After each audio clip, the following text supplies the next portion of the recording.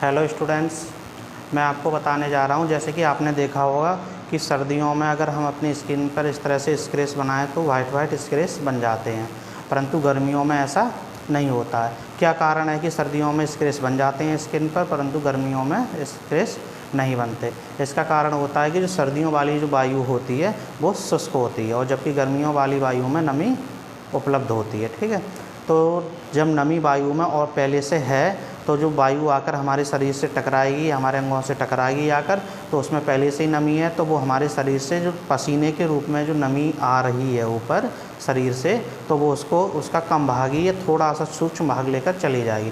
परंतु सर्दियों वाली जो वायु होती है वायुमंडल में, वो कैसी होती है? शुष्क होती है, तो उसे अधिक से अधिक नमी की आवश्यकता होती है। तो वो क्या करती है? हाथ पैरों से या शरीर से टकराती है और रंध्रों के द्वारा अंदर तक जाकर पूरे का पूरी नमी हमारे शरीर से ले जाती है। यही कारण है कि हमारी त्वचा शुष्क हो जाती है। और हेलो स्टूडेंट्स, मैं आपको चमगादड़ के बारे में कुछ जानकारी देना चाहता हूँ।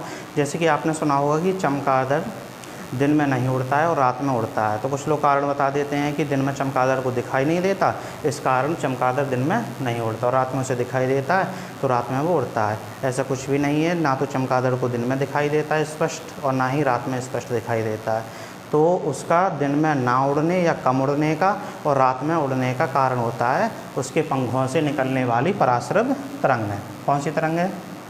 पराश्रव। ठीक है, कौन सी तरंगें निकल रही हैं? पराश्रव तरंगें। पराश्रव तरंगों का ये गुण होता है, जिस स्रोत से निकलती हैं उस स्रोत से निकलकर ये किसी अवरोध से जाकर टकराती हैं और अवरोध से टकराकर पुनः उसी मार्ग से वापस भी आ जाती हैं स्रोत के पास में। ठीक है, पराश्रव तरंगें जिस स्रोत से निकलेंगी, जाएंगी, टकराकर पुनः वापस आ जाएंगी। तो स्रोत के लिए सिग्नल मिल जाता है कि हमसे इतनी दूरी पर कोई अवरोध है जिससे मैं टकराने वाला हूँ।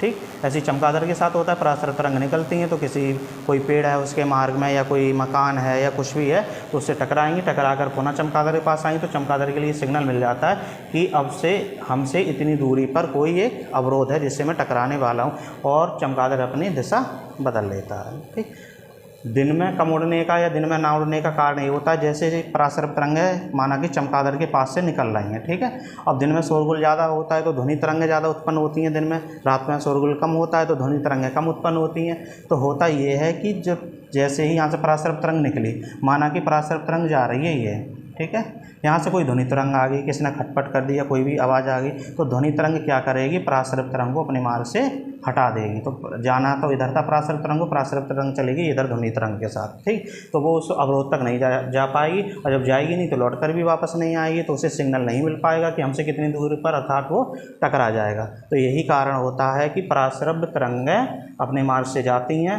अवरोध से टकराती हैं, अवरोध से टकराकर पुनः उसे सिग्नल देती हैं कि इतनी दूरी पर, और वो अपनी दिशा बदल लेता है। परंतु ध्वनि तरंगों के कारण पराश्रव तरंगें अवरोध तक नहीं पहुंच पाती या अवरोध से पुनः वापस नहीं आ पाती हैं, तो इस कारण से उसके टकराने के चांस अधिक रहते हैं। यही कारण है कि चमगादड़ दिन में कम और रात में ज़्यादा उड़ता है। यही पद्धति हवाई जहाज़ और जल वाले जहाज़ में भी प्रयोग की जाती है रडार के द्वारा। रडार में भी यही होता है, उसमें पराश्रव तरंगें निकलती हैं, पराश्रव तरंगें किसी अवरोध से जाकर टकराएंगी और टकराकर पुनः वापस आएंगी। तो इस तरह से पायलट जान लेता है कि कितनी दूरी पर कोई अवरोध आने वाला है और वो अपने जहाज़ की दिशा बदल देता है। स्टूडेंट्स, अगर वीडियो अच्छी लगे तो शेयर कर देना, कमेंट कर देना और सब्सक्राइब कर देना।